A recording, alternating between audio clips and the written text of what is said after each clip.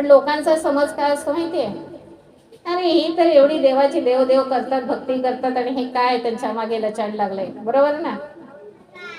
काय त्यांचं एवढं देव करून सुद्धा त्यांना भोगतायत, बोलतात की नाही सगळेजण.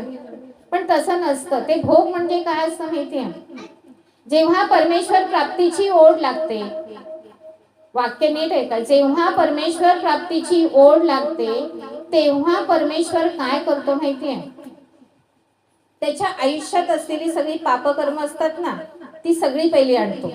मागच्या संचित कर्माची जी पापकर्म असतात ती सगळ्यात पहिली पुढे आणतो, ती त्याला भोगायला लावतो.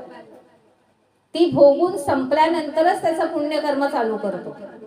कारण तो काय म्हणतो, तुला जर माझी प्राप्ती करून घ्यायची असेल, तू देहाने मनाने चित्ताने शुद्ध होऊनच, पवित्र होऊनच माझ्याजवळ ये, पापकर्म घेऊन माझ्याजवळ येऊ नकोस, असा परमेश्वराचा सरळ